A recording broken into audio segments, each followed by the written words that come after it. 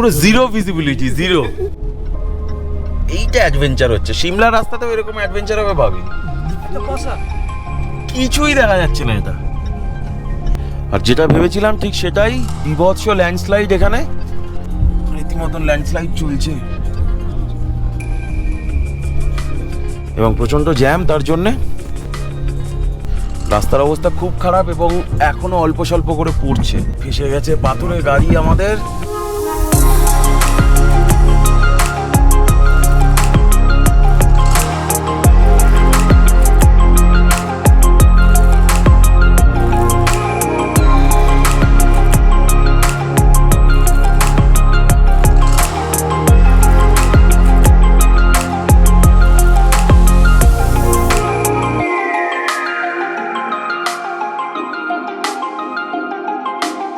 Hello বন্ধুরা, welcome back to my channel. তো তোমরা যারা আমার লাদাখের এপিসোডগুলো দেখেছো, ওটার লাস্ট এপিসোডে আমি বলেছিলাম যে এর পরবর্তী ট্রিপ আমি চণ্ডীগড় থেকেই শুরু করব।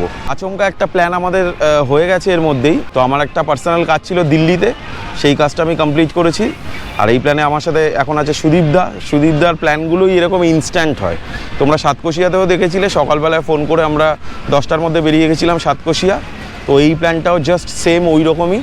আমার দিল্লিতে জাস্ট 10 মিনিটের একটা কাজ ছিল, আর সুদীপদার চণ্ডীগড়ে একটা কাজ ছিল 15 মিনিটের।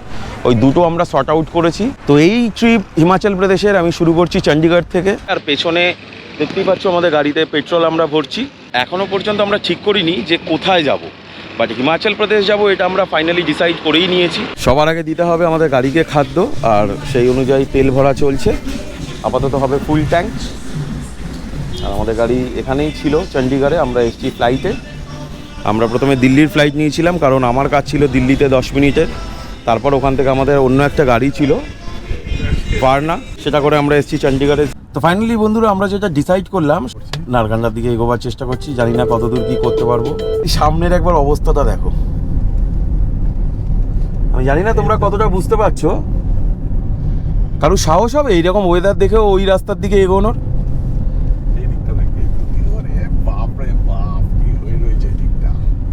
পুরো কালো হয়ে আছে, মানে জাস্ট ভাবতে পারবে না আর কি। এখন বাজে বিকেল 4টে আর পুরো কালো হয়ে আছে। সত্যি কথা বলতে গেলে কি, বর্ষায় পাহাড়ের মধ্যে একটা যে আতঙ্কের সৃষ্টি করে রেখেছে, আতঙ্কটাকে আমরা অ্যাডভেঞ্চারে পরিণত করব বলেই ঊর্ধ্বমুখে এগিয়ে চলেছি আমরা স্পিতির উদ্দেশ্যে। শীতকালে তো এসে দেখেছি যে শীতের একটা আমেজ, ঠান্ডা, ঠিক আছে, গাড়ির কাজ তুললাম, হিটার চালালাম, হয়ে গেল। বাট বর্ষাকালে কিছু করার নেই। আর এইসব রাস্তা যা ডেঞ্জারাস, বিশেষ করে বর্ষাকালে। এর 1 বছর আগেই মনে আছে সেই সিটগুলো যেটা হচ্ছিল পাথর পড়ে, তুমি দেখেছিলে না ভিডিওটা? আর বলতে বলতে ঝমঝমিয়ে বৃষ্টি শুরু হয়ে গেছে। টোলগেট চলে এসছে। Welcome to Himachal Pradesh. এখান থেকে 37 হচ্ছে সোলান। তো সোলান যাওয়ার পথে এই টোল প্লাজায় আমাদের গাড়ির জন্য টোল দিতে হলো 70 রুপিস। পাহাড়ে যাচ্ছি আর এই ওয়েদার। এবার বুঝতেই পারছো পাহাড়ে এই ওয়েদার মানেটা কি। কোনটা খুলে পড়বে, কোনটা কি হবে কিছু বোঝা যাচ্ছে না। শুধু বুঝতে পারছি যে রাস্তার দিকে তাকিয়ে আছি, লাইট জ্বলছে গাড়ি, শুধু সাহস নিয়ে আমরা এগিয়ে চলেছি, তাই না? একদম পুরো। এখান থেকে সোলান দেখাচ্ছে 37, ধর্মপুর বলে একটা জায়গা আছে 18, আর সিমলা 85। বৃষ্টিকে কোনো রকম ভাবে কাটিয়ে এখন আমরা চলে এসেছি আর একটা টোল প্লাজা। এখান থেকে সিমলা দেখাচ্ছে 67 আর সোলান দেখাচ্ছে 21। আর এখান থেকে টোল রোড এন্ড, মনে হচ্ছে এরপর থেকে সিঙ্গেল ওয়ে চলে আসবে। আকাশের অবস্থা কিন্তু একই আছে।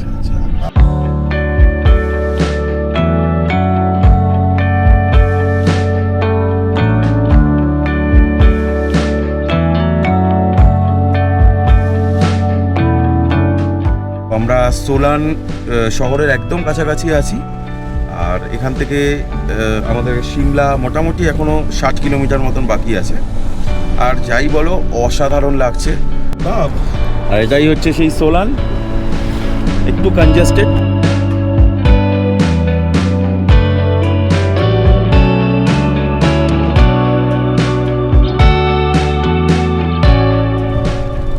একটা অসাধারণ ওয়েদার। সকালবেলায় ফ্লাইটে যখন উঠছিলাম একটা ভ্যাপসা গরম ছিল কলকাতায়।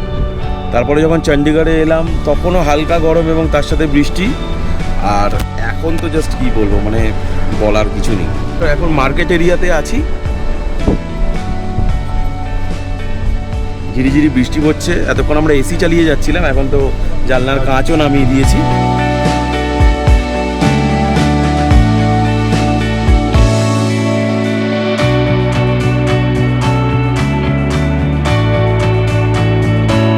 দেখে মনে হবে সামনে কিছু নেই, একটা ডেড এন্ড, কিন্তু এটা পুরো মেঘ, আর সেই মেঘ ঢেকে দিয়েছে আস্ত একটা বড় পাহাড়কে। এখানে প্রচুর ভিড় দেখতে পাচ্ছি, মনে হচ্ছে কিছু একটা হয়েছে। খালি পরিস্থিতি দেখো, রাস্তা তো কিছু দেখাই যাচ্ছে না, সবাই ডিপার লাগিয়েছে, পুরো এত মেঘ, কিছুই দেখা যাচ্ছে না।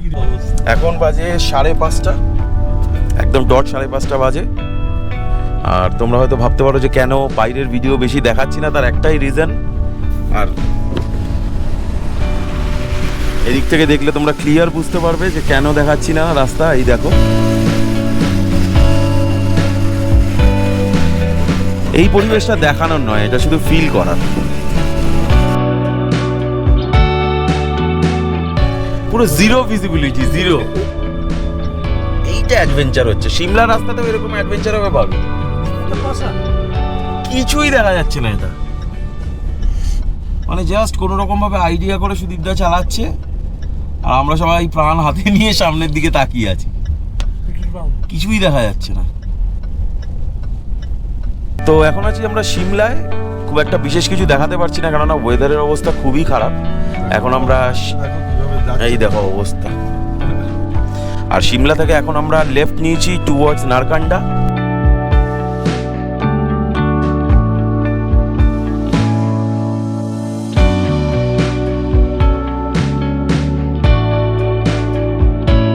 পৌনে 7টা বাজে, আর এখনো মোটামুটি এখান থেকে নারকান্ডা বাকি 60 কিলোমিটার এখনো বাকি আছে।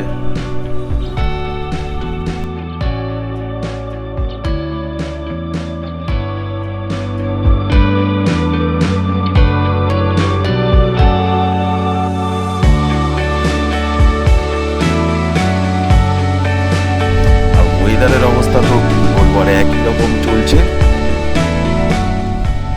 আর যেটা ভেবেছিলাম ঠিক সেটাই, বিভৎস ল্যান্ডস্লাইড এখানে। রাস্তার অবস্থা খুব খারাপ এবং এখনো অল্প স্বল্প করে পড়ছে। ফেসে গেছে পাথরের গাড়ি আমাদের।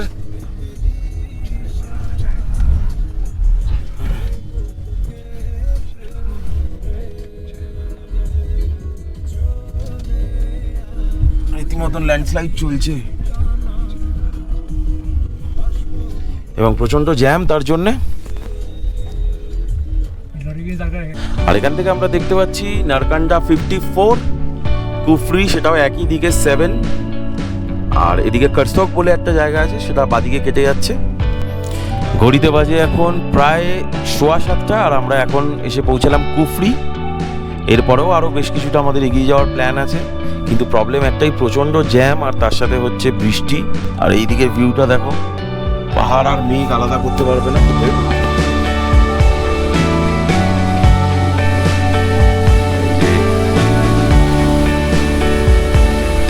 সিমলার কাছেই কুফরি।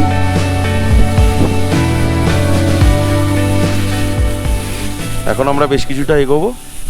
এখন বাজে রাত 10টা, আর আমরা এখন এসে পৌঁছেছি নারকান্ডা। প্রচণ্ড বৃষ্টি, রাস্তায় ল্যান্ডস্লাইড হচ্ছে, সারাদিন যাচ্ছে তাই অবস্থা। তো একটা সুন্দর হোটেল পেয়েছি, হোটেল কালকে তোমাদেরকে দেখাবো। আপাতত খাবার অর্ডার করেছি। খাবারের মধ্যে আছে আলুর একটা সবজি, বাটার নান, এই যেমন পেতে দেখাচ্ছি বাটার নান, সাথে চিকেন কারি আর রাইসও আছে, আর সাথে আছে ডাল। তো একদম পারছি না, এত খিদে পেয়ে হচ্ছে। দ্বিতীয়ত হচ্ছে ফগ, তৃতীয়ত হচ্ছে প্রচণ্ড জোরে বৃষ্টি। ফগের জন্য রাস্তায় কিছু দেখা যাচ্ছে না, আবার কখনো কখনো বৃষ্টির জন্য রাস্তায় কিছু দেখা যাচ্ছে না। তবু চলে এসেছি, যাই হোক, best journey, first day. Legend, একদম লেজেন্ড। 2 বছর ড্রাইভ করেছে আজকে, আর নারকান্ডাতে এসেই দাঁড়িয়েছে। রাস্তায় প্রচুর জায়গা ছিল আমাদের দাঁড়ানোর জন্য, কিন্তু ওই যে মাইন্ডসেট যেটা ছিল সেটাই। তো আপাতত আর আজকে কথা বাড়াচ্ছি না, প্রচণ্ড খিদে পেয়েছে। এখানেই শেষ করছি আজকের ব্লগ। Good night.